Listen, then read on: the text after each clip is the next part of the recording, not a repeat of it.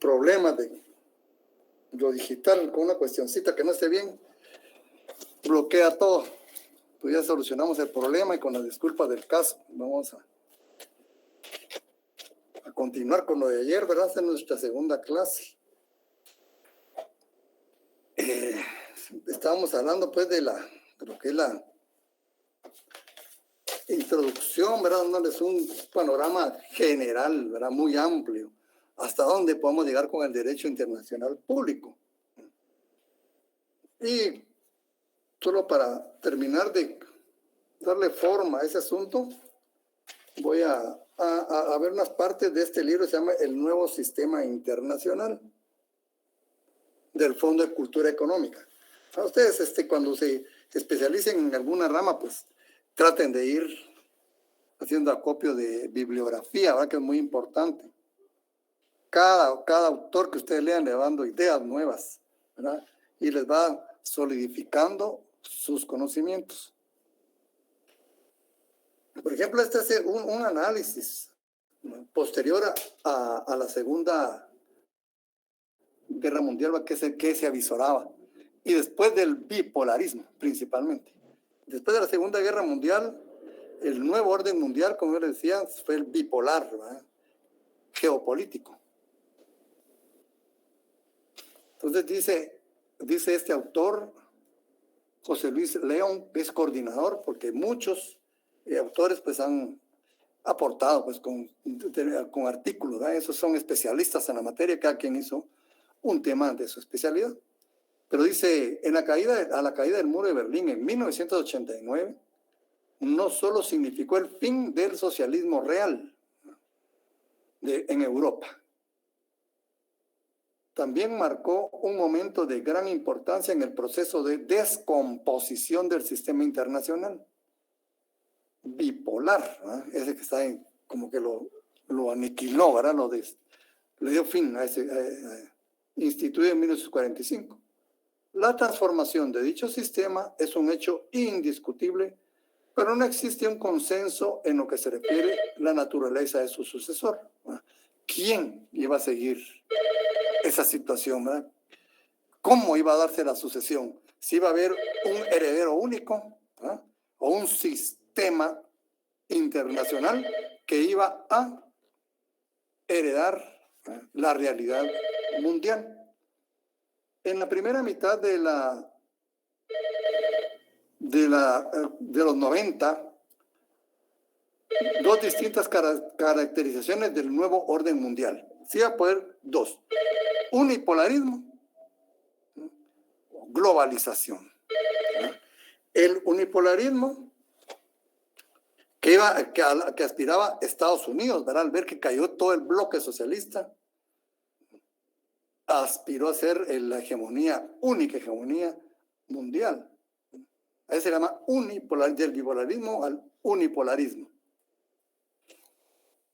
Pero necesitaba tres ingredientes importantes: hegemonía militar, hegemonía económica y hegemonía política.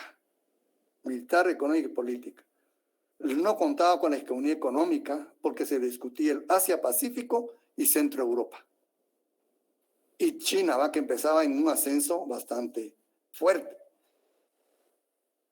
Entonces, y la segunda era la globalización, ¿verdad? Ustedes ya saben pues cómo fue el siguiente paso, ¿verdad? La globalización. Y esto pues estamos moviéndonos, era en ese sistema de globalización donde se iban a destacar temas muy importantes, ¿verdad? Habíamos visto antes que era el tema político, el trascendental, pero ahora iba a ser el económico, el político, también el tecnológico. La tecnología ahora cuenta muchísimo. Acuérdense ustedes, la primera manifestación de la hegemonía tecnológica se dio en la lucha, en lo que llaman la carrera espacial. Más que todo era demostrar al mundo el grado de desarrollo tecnológico que representaban las sociedades. este es otro ingrediente importante en la sociedad mundial actual. Y mire ustedes, vamos a pasos muy agigantados, extremadamente agigantados. Ya va a participar las máquinas con el cuerpo humano, ¿no? Los inventos tecnológicos, con el cuerpo humano. Ya en estos días va a empezar a hacer los primeros experimentos del señor Elon Musk en las personas. Son situaciones que se están dando hoy. Y eso pues nos tiene que traer a nosotros hacia nuevas formas de pensar y de atender las situaciones del mundo. Perdón. ¿Sí? ¿Que sí? ¿Que sea? Ah, usted es el ingeniero Castillo. Ya resolví mi problema, gracias. Soy el licenciado Cáceres, me remitió con usted. Muchas gracias. Gracias. Todavía seguimos con las cuestiones del problema que tuve. Le pedí a mucha gente que me ayudara a ustedes y hasta ahorita les ha llegado la llamada y me están respondiendo. No, pero ya gracias a Dios ya resolvimos el problema, ¿verdad? Ya estamos en esto. Entonces, como ven, el derecho internacional va para largo, bajo nuevas realidades. ¿Y por qué me fui hasta el final? Para demostrarles a ustedes que es importante que empecemos, como dicen, desde el principio, ¿verdad? Para que lleguemos hasta esos que seguramente va a ser hasta en el otro curso de Derecho Internacional Público, pero es bueno que veamos viendo estos acontecimientos, ¿verdad? Que ustedes, como ven, si les dio curiosidad, la situación de Rusia, Ucrania todavía continúa, es actual, ¿verdad? Y hay que poner atención. Ahora ustedes tienen mucha facilidad con esto de la internet, y ustedes que son buenos para eso. A mí me cuesta todavía, ¿verdad? Y ustedes pueden adentrarse en esa situación e ir escudriñando en los acontecimientos mundiales. Bueno, como ven ustedes también, ¿verdad? El derecho internacional es muy amplio y no hay un concepto único.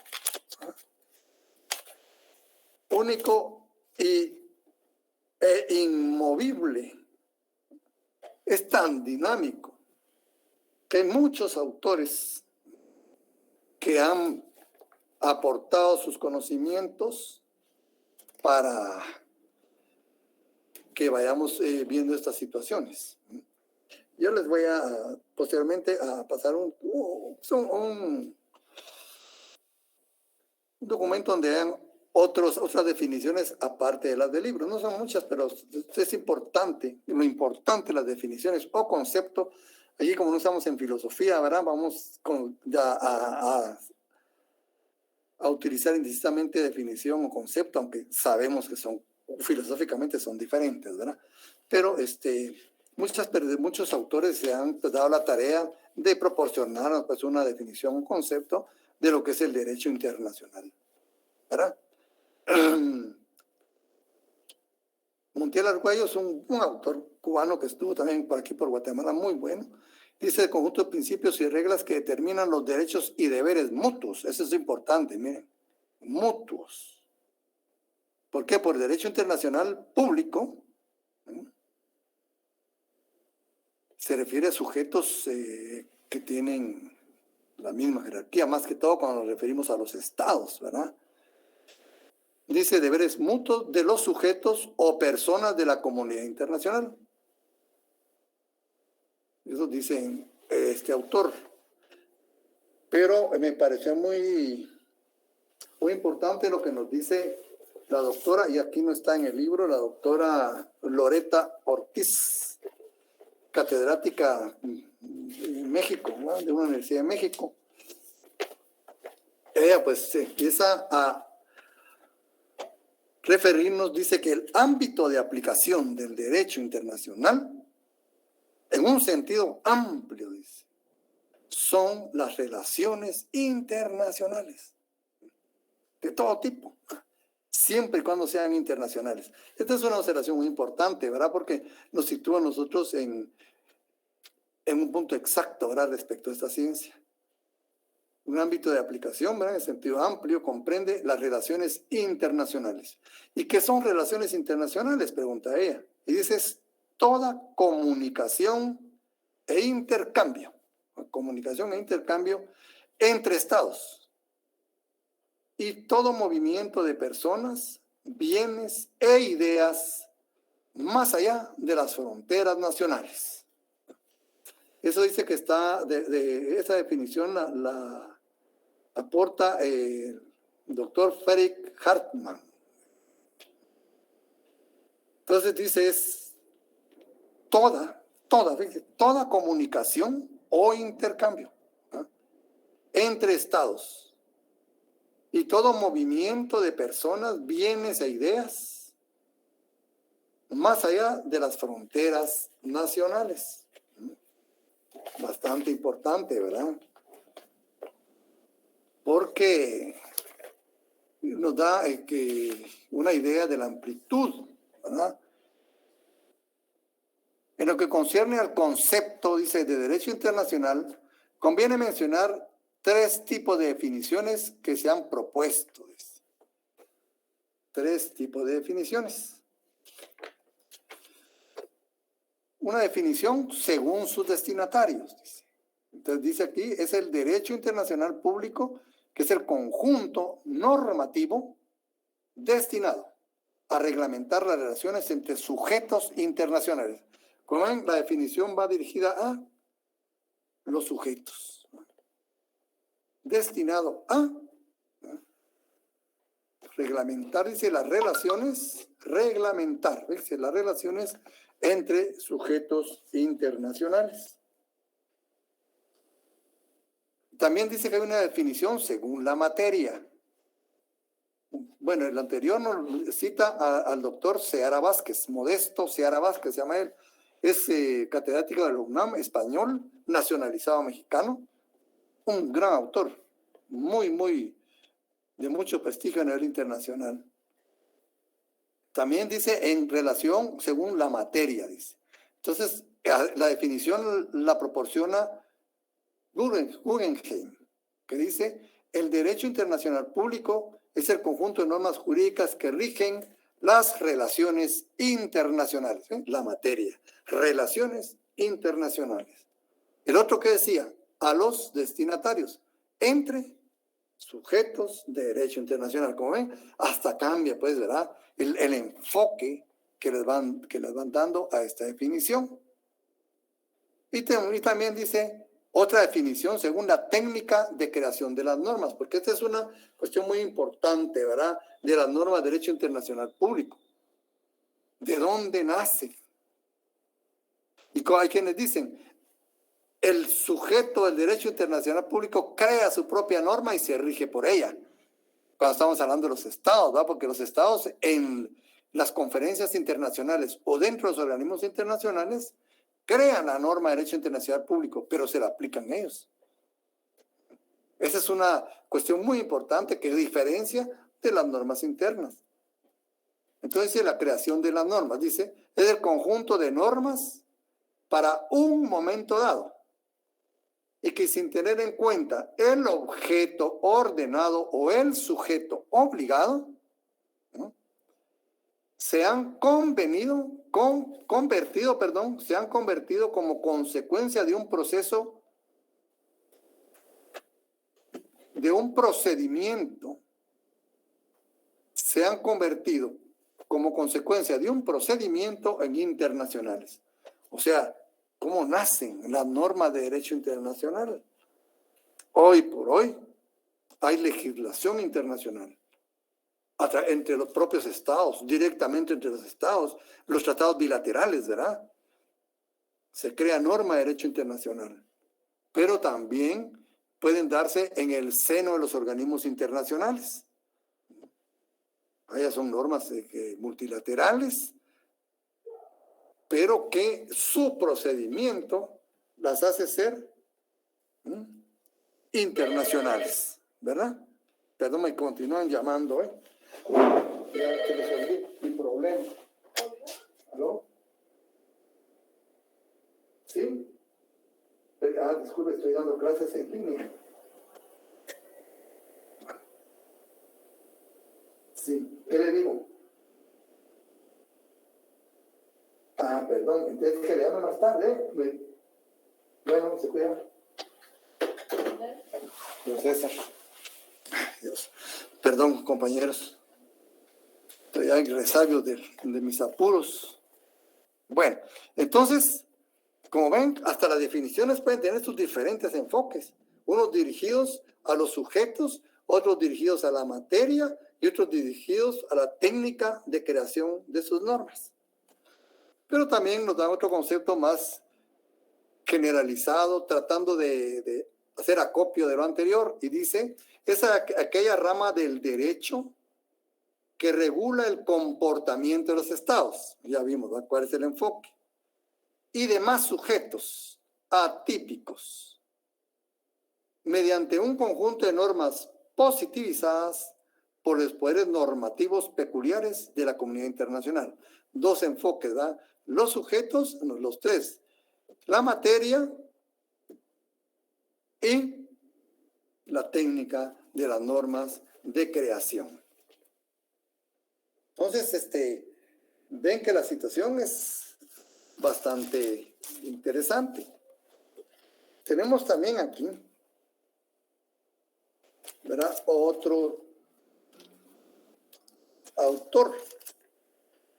Pero este es muy importante porque en tiempos anteriores en la universidad había literatura de toda clase, y esta es una editorial de la Unión Soviética. Ya no existe ese estado, ¿verdad? Pero en aquel tiempo vendían en la facultad este tipo de libros, que era de la editorial Progreso. Fíjense. O sea, la facultad era bien especial, ¿verdad? Y pues uno tenía la oportunidad de comprar este tipo de libros para tener una idea, pues, una opinión diferente, ¿verdad? Y dice, ¿qué dicen ellos del derecho internacional? Dicen ellos, es un sistema de principios y normas contractuales.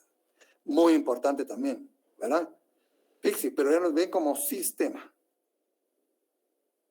Sistema de principios y normas contractuales y consuetudinarias, porque también los hay. Acuérdense ustedes que hoy por hoy el derecho internacional público normativizado, formalizado en un documento jurídico, muchas veces, y la mayoría de veces previamente es, ¿verdad?, costumbre.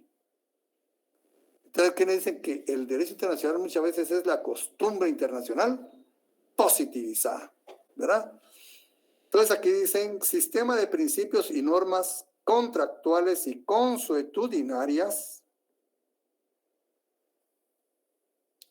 que regulan las relaciones internacionales. Ahí estamos claros, ¿verdad? Y expresan la voluntad relativamente concordada. Eso es muy importante, ¿ves? Dice la voluntad relativamente concordada, porque yo les contaba que en los foros internacionales hay un estira y afloja tremendo. Muchas veces se adopta el consenso de la mayoría, pero no de todos. Y por eso ellos dicen, fíjense, y expresa la voluntad relativamente concordada de los estados, condicionada por la acción de las leyes del desarrollo social de la época de desarrollo, ¿verdad? La observancia del derecho internacional se garantiza con medidas individuales y colectivas. Dios me está diciendo, miren, que es coercitivo, puede ser coercitivo, en un momento determinado puede ser coercitivo. Su aplicación, más que todo, su aplicación. Porque ya vimos que su creación sí debe ser totalmente voluntaria. No se puede someter a ningún Estado a la fuerza. No se puede someter a ningún Estado a la fuerza a adquirir una responsabilidad.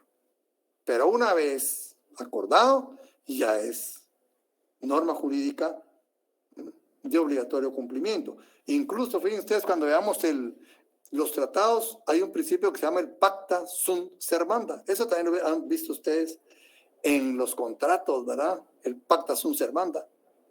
La observancia obligatoria de lo acordado. Entonces dice aquí una voluntad relativamente concordada de los estados, condicionada por la acción de las leyes del desarrollo social de la época. La observancia del derecho internacional se garantiza con medidas individuales y colectivas de los estados en los límites y formas establecidas por el derecho internacional. No es indiscriminado, pues. El derecho internacional va marcando la pauta de hasta dónde se puede exigir y cómo. ¿Y cómo?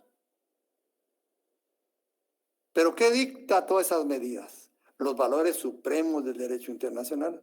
Hay valores supremos del derecho internacional. La estabilidad social es uno de los máximos valores que tiene la comunidad internacional. Por la estabilidad social puede incluso hacerse uso, la estabilidad internacional puede hacerse uso de la fuerza. Es un valor universalmente aceptado. Y otros más, ¿verdad? Por decirles uno.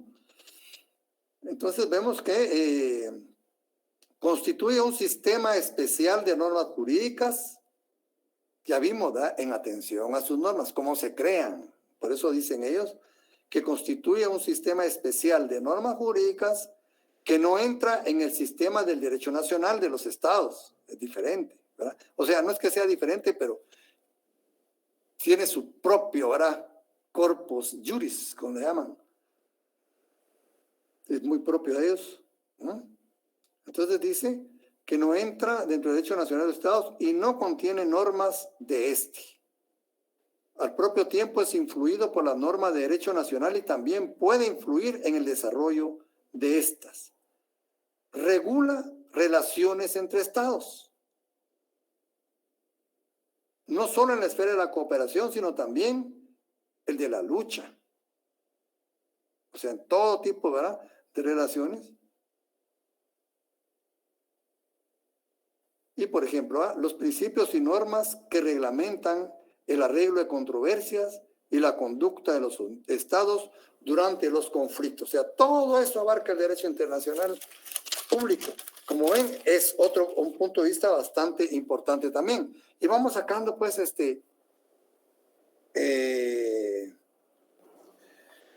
conclusiones, ¿verdad?, que nos van enriqueciendo a nosotros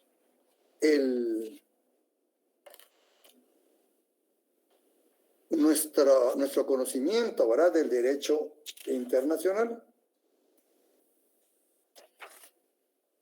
El doctor Modesto Seara Vázquez también es muy importante.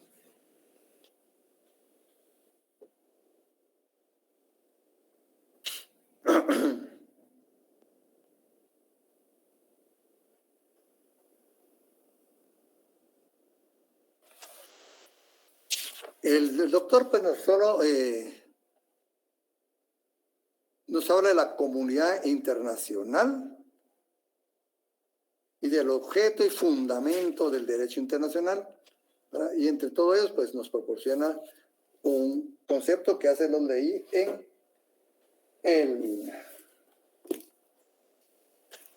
con la autora anterior. También tenemos diccionarios de derecho jurídico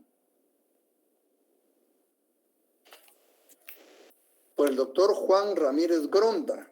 Miren, todos los diccionarios jurídicos que ustedes se encuentren en la librería de uso o la librería nueva, cómprenlos. Son muy importantes. Los diccionarios jurídicos son muy importantes y ahí les va a ayudar mucho para estudiar su privado. Por ejemplo, tenemos que es el que vimos anteriormente, era de Derecho Internacional, Diccionario de Derecho Internacional. Ahora estos son diccionarios jurídicos. Dice, Derecho Internacional Público es el conjunto de principios. Aquí nos lo dijo, es un sistema. Ahora nos dice que es un conjunto de principios que determinan fundamentalmente, miren, ¿qué va a determinar como principal objetivo? Los derechos y los deberes de los estados, considerados como miembros de la comunidad jurídica internacional. ¿Cómo es importante? Porque todo esto nos va dando, yo se los leo, ¿saben por qué? Porque nos va dando un panorama amplio de lo que es el derecho internacional. Nos va dando la pauta de cuántas posibilidades pueden haber de hacer una observación y armar nuestra propia definición, ¿no? Con base a tantos conceptos, definiciones, aportes, elementos que vamos nosotros captando de estos grandes jurisconsultos, ¿verdad? Estas personas son personas muy versadas en esto, ¿verdad? Y por ejemplo, este lo tienen muchos de ustedes, el diccionario jurídico de Manuel Osorio. El diccionario jurídico de Manuel Osorio nos dice a su vez que el derecho internacional público es un conjunto de normas, igual que el anterior, que rigen la relación de los estados entre sí. Bastante claro, ¿verdad? Y también dice la de estos, o sea, los estados, con ciertas entidades que sin ser estados tienen personalidad internacional. Eso lo dice un autor que se llama Podestá Costa, que es este libro, miren, Derecho Público de Podestá Costa. Son 2 tomos de Derecho Internacional de este señor, ¿verdad? Pero él es el que toma de base el doctor Osorio en su diccionario. Dice: estudio de la estructura jurídica de la comunidad internacional considerada como una sociedad compuesta de sujetos de derecho público. No siempre, va, ustedes, aquí pueden haber discusiones. Estados, asociaciones, aquí ya lo amplía, miren, ahí está bien. Como derecho público, también estados, asociaciones, colectividades y hombres, o sea, personas, ¿verdad? Vinculados entre sí conforme principios y normas de naturaleza jurídica. ¿Ven? Otra observación. Aquí vamos ampliando nosotros la idea de lo que es el derecho internacional público, ¿verdad? Dice otro autor, dice que no es solamente un conjunto de relaciones entre estados, es el derecho público considerado desde el punto de vista de una comunidad jurídica mayor que una nación.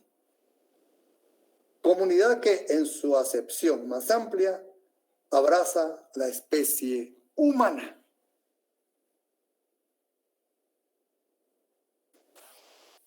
Ven, cada autor va dando ideas propias, ¿verdad? Y nos va ampliando la visión y la idea que tenemos nosotros de... Y autor muy importante, Alberto Molina Menocal,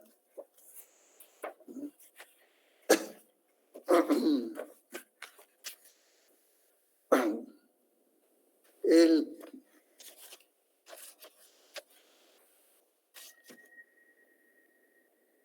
guatemalteco, ¿verdad? Dice, los cimientos del derecho internacional también llaman derecho de gentes. Esto se deriva, como ustedes saben, del jus gentium romano, ¿verdad? Aparte del jus civile. Esto pues tiene su raigambre en el derecho romano, la definición, ¿no? Por eso muchas personas aún hoy lo conocen como derecho de gentes, pero ya es conocido como derecho internacional público, pero pueden usarse como sinónimos, ¿verdad? Los cimientos del derecho internacional tienen asiento en imperativos de la necesidad de concordia. Miren qué interesante. O sea, no es un capricho. El derecho internacional público es utilitario. Sirve, es necesario, ¿verdad? Y aquí nos dice, ¿verdad? Tiene asiento en imperativos de la necesidad de concordia entre los pueblos y gobiernos del planeta. Los individuos que integran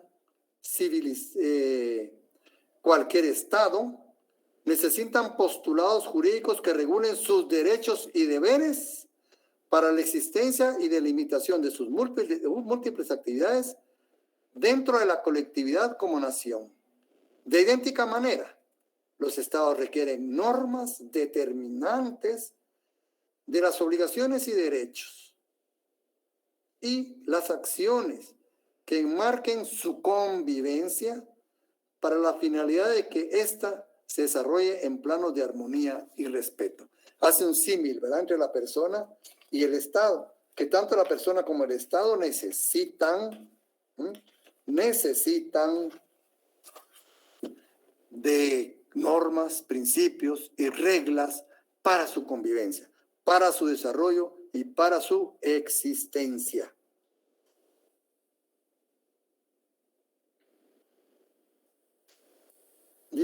Entonces dice que la observancia más estricta de los principios de derecho de gentes o derecho internacional, únicos principios que, aplicados a un estado de paz permanente, pueden garantizar eficazmente la independencia de cada estado y la estabilidad de la asociación general.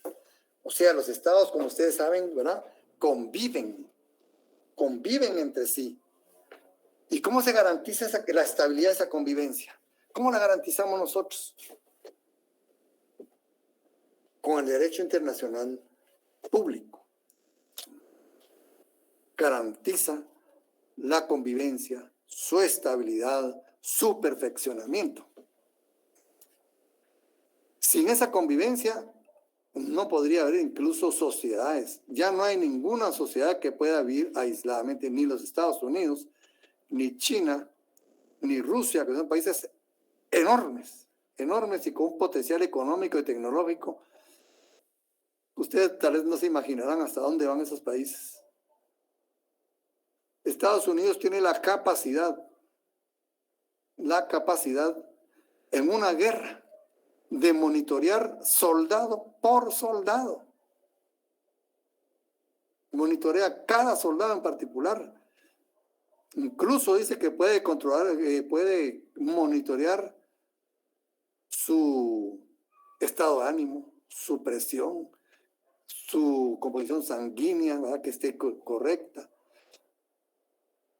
Todo eso lo monitorea, y si ve mucho peligro, empieza pues si es posible, a ocuparse de uno, porque que falla uno puede hacer fallar a todo un batallón, ¿verdad?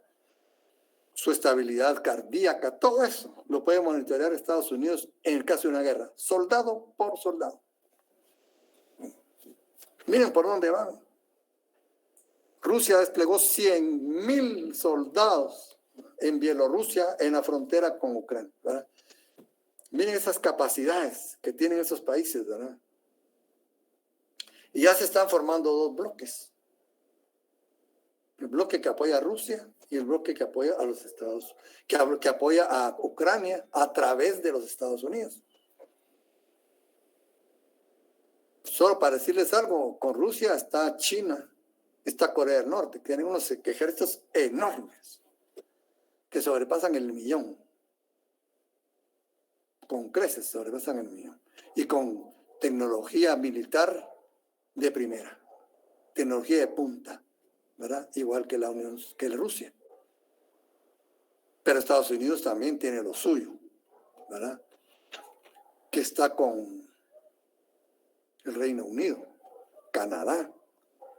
O sea, son potencias grandísimas, ¿verdad? Este se avisora muy fuerte. Hay un choque de poder mundial ahí, mundial.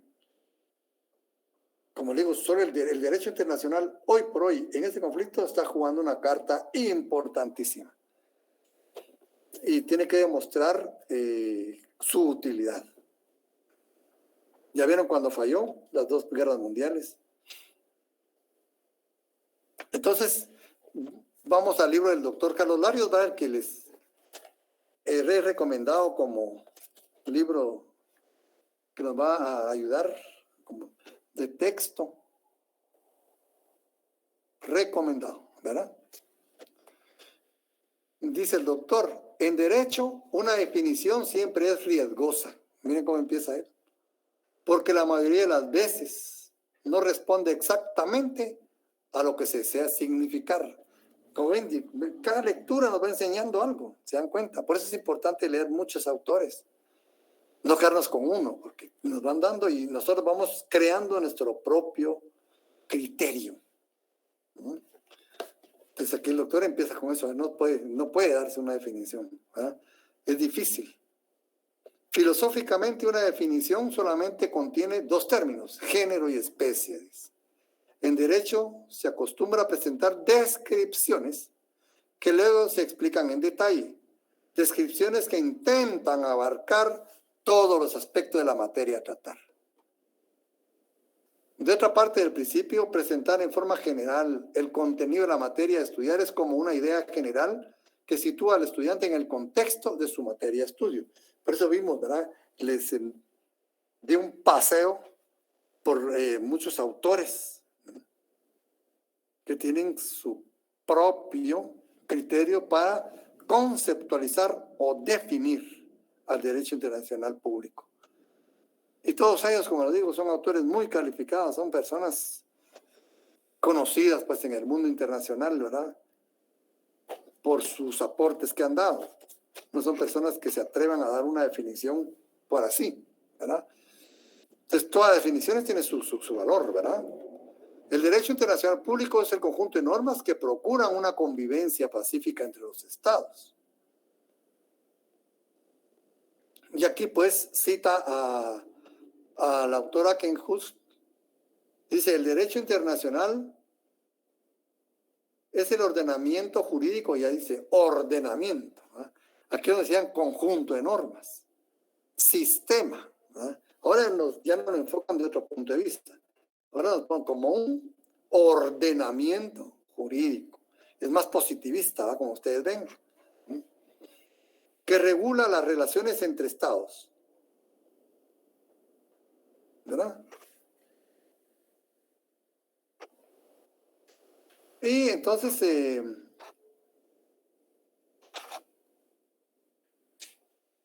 el doctor Larios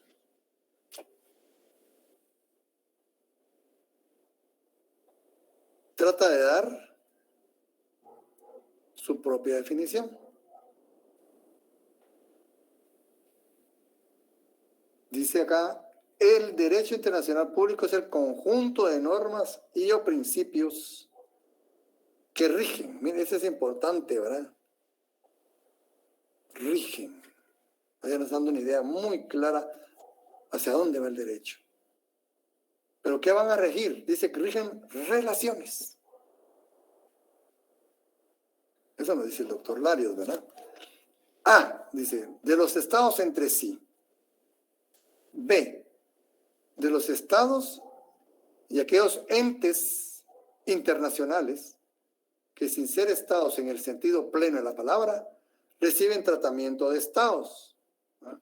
La Cruz Roja, el Comité Internacional de la Cruz Roja, ¿no? El Vaticano, la Soberana Orden de Malta, ellos también tienen vida internacional, hacen acuerdos. C, de los estados y aquellas entidades que sin ser estados poseen personalidad jurídica internacional, los organismos internacionales, ¿verdad? Pongamos la ONU, la OEA, por decir algo, pues son cientos, ¿verdad? Ellos también, dice, son sujetos de derecho internacional, porque no son estados, pero poseen personalidad jurídica internacional. Y de los estados y de los individuos en el ejercicio de aquellos derechos y deberes que se consideran de naturaleza internacional. Es decir, que la persona humana también en un momento determinado puede considerarse sujeto al derecho internacional, principalmente en materia de derechos humanos. Pero ahora hay otros, incluso hay exiliados ecológicos, hoy por hoy. Vieron, en Bolivia se secó un lago, totalmente seco, ya no existe, es un lago grande, grandísimo. Hoy solo hay un hoyo ahí seco. ¿Qué pasó con las personas que vivían a expensas de ese manto de agua? Tuvieron que emigrar, ya no existe nadie por ahí. Entonces, muchas veces emigran, ¿va?, a otros países, como estamos haciendo en Centroamérica, ¿verdad? Entonces, viendo esto, pues, del derecho internacional, tenemos una idea bastante aproximada, ¿verdad?, de qué entendemos nosotros por derecho internacional. Vamos a pasarles a entregarles vía digital, ¿verdad?, un documento donde estén estos, los que no estén en el libro, ¿verdad?, los voy a poner en otro documento para que ustedes completen con los que tiene el doctor Larios, ¿verdad? Y así pues amplíen ustedes esa visión. Bueno, pero también tenemos que el derecho internacional no es una isla dentro del conocimiento, ni dentro del derecho, ni dentro del conocimiento humano. Forma parte del conocimiento de la humanidad, del comportamiento de la humanidad, y por lo tanto tiene relación, ¿verdad?, con otras ciencias. Algunas son jurídicas, pero también algunas no jurídicas. Entonces el derecho internacional puede relacionarse, en primer lugar, con el derecho constitucional. ¿Creen ustedes que tenemos algo de derecho internacional público en nuestra Constitución?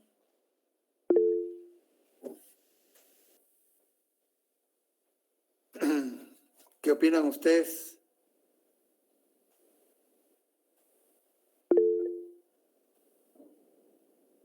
Pero no sé, miren, disculpen, hay personas que han levantado la mano, pero no encuentro acá. En otra oportunidad, hoy les voy a dar voy a consultar porque no encuentro acá. Fui yo, licenciado. Ah, bueno, ¿sí? Sí, tenemos una parte muy importante. Hay un artículo de la Constitución que dice que los tratados internacionales en materia de derechos humanos tienen preeminencia sobre el derecho interno. Muy bien, lo felicito, compañeros, sí es una observación muy importante. Estamos hablando del artículo 46, ¿verdad? Y es cierto, aquí ya tenemos una relación estrecha, miren ustedes, entre el derecho internacional y el derecho interno y nuestra Constitución propiamente dicha. Este tema se ve en la relación que hay derecho internacional y derecho interno. Porque hay una pugna, o sea, le voy a adelantar únicamente, hay una pugna. La pregunta es, ¿se trata de dos sistemas jurídicos diferentes o de uno solo? Tan es así que han nacido dos escuelas de esta discusión. La escuela dualista y la escuela monista. Eso lo vamos a ver posteriormente, ¿verdad? Porque aquí dice, se establece el principio general de que en materia de derechos humanos, los tratados y convenciones aceptados y ratificados por Guatemala tienen preeminencia sobre el derecho interno. Aquí internamente también hay una discusión, ya intervino la Corte de Constitucionalidad,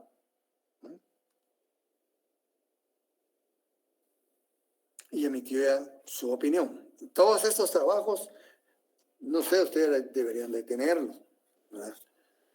¿Cómo quedó la discusión de este artículo, ¿verdad? Entonces, la Constitución es nuestro ordenamiento supremo. Y más allá de lo que dijo el compañero, que lo que amablemente nos ilustró el compañero, ¿verdad?, hay otros temas. Por ejemplo, los funcionarios que representan al Estado. ¿Quiénes son? Están contenidos también en la Constitución. ¿Qué procedimiento? Hay aspectos constitucionales. La organización del Estado, ¿no? Hay un ministerio de Estado creado exclusivamente para el derecho internacional. Tan importante es, fíjense ustedes.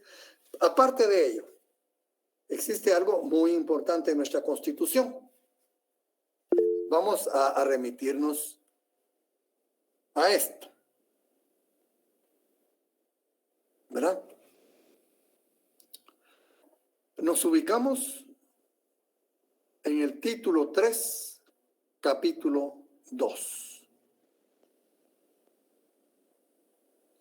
Sí, muchas gracias, compañeros. Me alegra bastante que hay compañeros que están poniendo atención y me están ilustrando con sus observaciones. Les agradezco mucho, ¿eh? Les estoy poniendo atención. Sí, como ven, sí hay historia en este artículo y hay ya una resolución, ¿verdad? Muy importante. Licenciado, tengo una pregunta. Sí, compañero. Los artículos que hablan de la nacionalidad, ¿podríamos relacionarlos con el derecho internacional? Pues porque... Claro que sí. Porque justamente el vínculo jurídico que une a una persona y a un país, a un Estado, es la nacionalidad. Así es.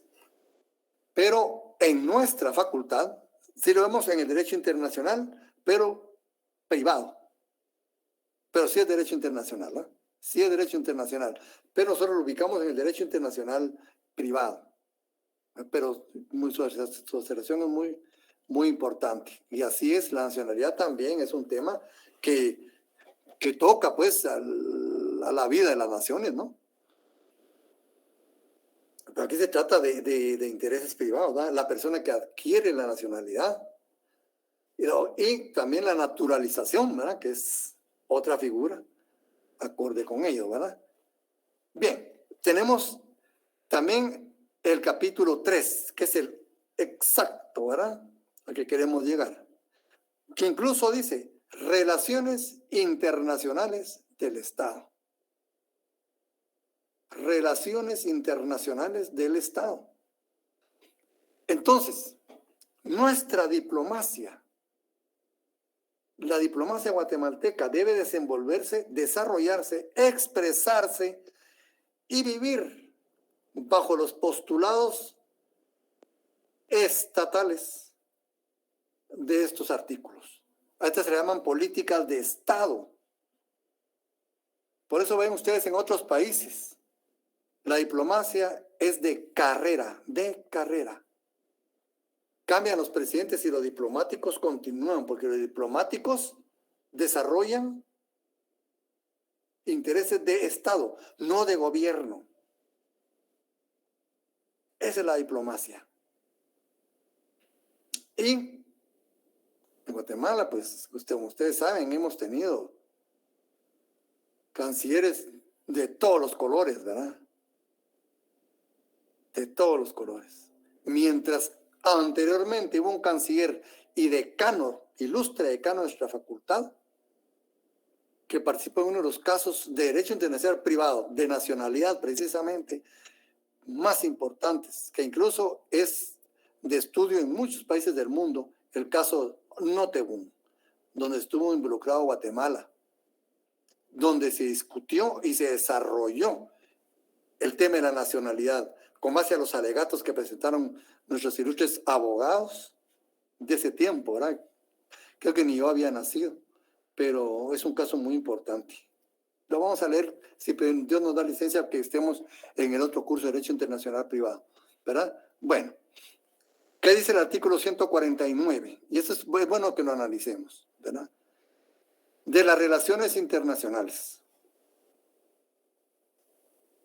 Guatemala normará sus relaciones con otros estados de conformidad con los principios, reglas y prácticas internacionales. Aquí él está diciendo a los diplomáticos cómo deben, con base a qué deben manifestarse, con qué propósito. Fíjense, deben tener un propósito.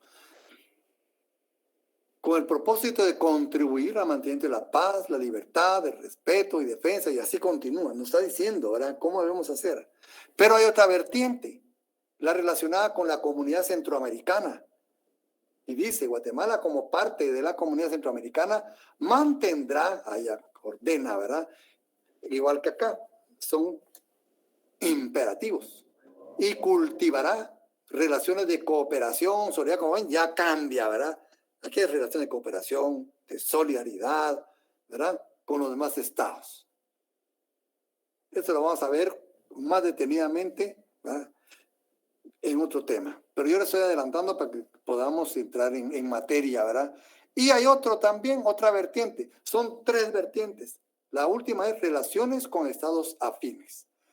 Entonces, nuestra Constitución nos señala 3 vertientes importantes en las relaciones internacionales del Estado de Guatemala. En primer lugar, las relaciones internacionales en general. En segundo lugar, las relaciones internacionales dentro de la comunidad centroamericana. Va a poner sus propios propósitos, sus propios colores, ¿verdad? Y también las relaciones con estados afines. Y dice, el Estado mantendrá relaciones de amistad, solidaridad y cooperación. Miren, esos son los objetivos que debe observar. Con aquellos estados cuyo desarrollo económico, social y cultural sea análogo al de Guatemala. Obviamente no estamos hablando aquí de Estados Unidos, de Rusia, de Gran Bretaña, de Francia, de Italia. No estamos hablando de esos países. Estamos hablando de países que sean similares a Guatemala en su desarrollo económico, social y cultural. Los países de Latinoamérica, ¿verdad? Muchos países de África, algunos países de Asia, pero bueno, cultural no mucho, ¿verdad? Más que todo con los países de Latinoamérica, más que todo, ¿verdad? Entonces, cuando sea análogo al de Guatemala, con el propósito, fíjense, de encontrar soluciones apropiadas a sus problemas comunes. ¿Qué problemas comunes tenemos nosotros? Poco acceso a la salud, poco acceso a la educación, educación deficiente, corrupción, entre otros, ¿verdad? Pues esos temas tenían que ser adoptados en el ámbito internacional como un grupo, ¿verdad? Por estos países. Dice que pueden encontrar soluciones apropiadas a sus problemas comunes y de formular conjuntamente, miren, eso es lo importante, políticas tendientes al progreso de las naciones respectivas. Esto y lo que hablamos, ¿verdad?, anteriormente son la base del derecho internacional para Guatemala. Y vamos a encontrar otros más, ¿verdad? Pero quedémonos con esto que vimos lo medular, ¿verdad? Derechos humanos y las relaciones de Guatemala con otros países. Entonces, la diplomacia guatemalteca debe desarrollar en el ámbito internacional políticas de Estado, no de gobierno, mucho menos de intereses del presidente. ¿Qué ha sucedido en Guatemala? Se han negociado tratados de libre comercio con el teléfono al oído y el presidente de otro lado, ¿verdad? El presidente era solo o acompañado, no sé. No hablo del actual, hablo de anteriores, ¿verdad? Porque el actual no sé si han ya celebrado tratados internacionales de libre comercio, pero se han celebrado anteriormente. En unas ocasiones así pasó. ¿Cómo sacando nuestra diplomacia? Sí, desarrollar políticas de Estado y no está pero ni cerca de ello, ¿verdad? Y por eso es que a veces no hemos visto que algunos tratados nos quedan muy grandes o muy desfavorables. Porque desarrollando estas políticas, desarrollando los temas, así como nos indica nuestra Constitución, estaríamos en una situación mucho mejor, ¿verdad? Entonces, con el derecho constitucional, como ven, tenemos mucha relación. El derecho internacional público tiene mucha relación. Sería para mí la base, ¿verdad? También con el derecho administrativo, que fija procedimientos y señala los órganos competentes. Procedimientos ya puede ser a lo interno del Estado y procedimientos en el ámbito internacional. Hay derecho administrativo en el ámbito internacional. Con el derecho financiero, dice, dan ordenamiento de las disposiciones arancelarias en el campo de la integración y la cooperación internacionales.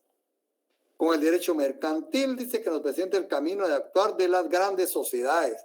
Están las multinacionales, están las transnacionales. ¿verdad? Acuérdense ustedes que anteriormente han participado incluso en golpes de Estado, ¿verdad? Y la United Fruit Company aquí en Guatemala y la Ford en Chile, ¿verdad?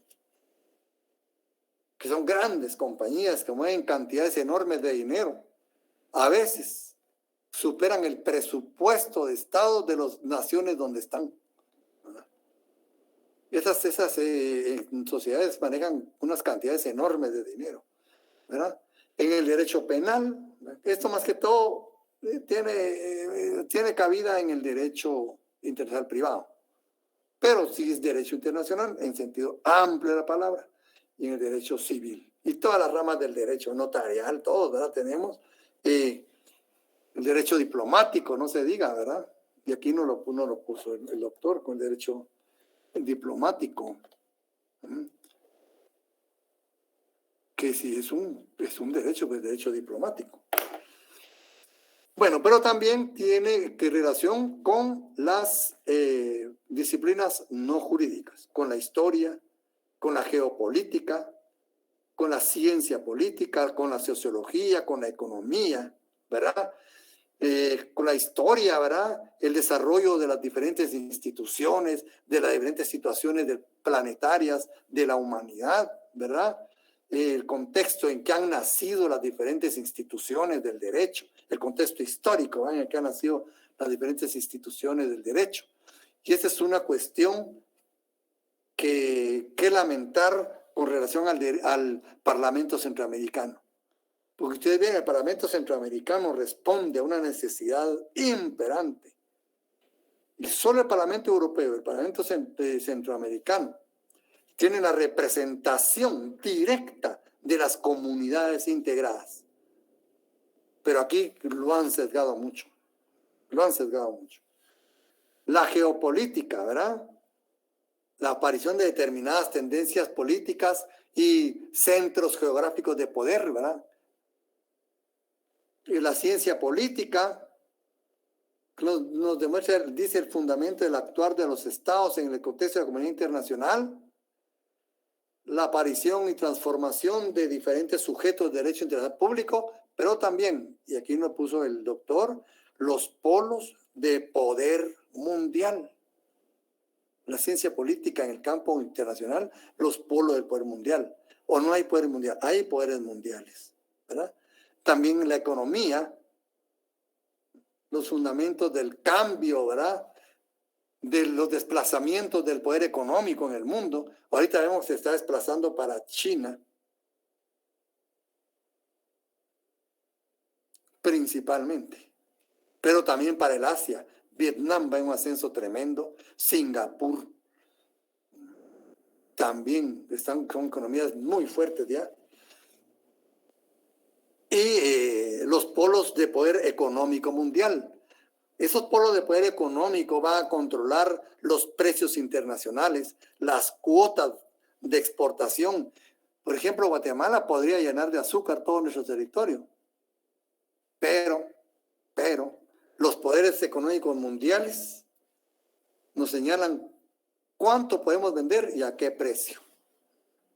Entonces la economía también, ¿verdad? Bueno, hemos dado una visión de lo que es los temas de hoy, ¿verdad? Sería bueno que ya se hicieran del libro del doctor para poder ir llevando alguna lectura. Como ven, yo lo comparto pues con otros autores, ¿verdad? Pero nos basamos en para que ustedes tengan un punto de referencia un poco más cierto, ¿verdad? Más cómodo.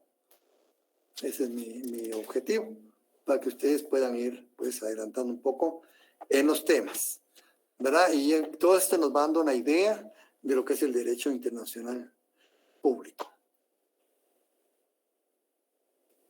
Entonces, nos vemos el jueves, ¿verdad, compañeros? Se portan bien, les toca todavía la otra clase.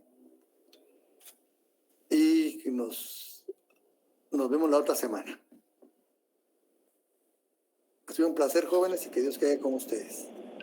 Gracias, licenciado. Feliz noche, licenciado. Feliz noche. Feliz noche.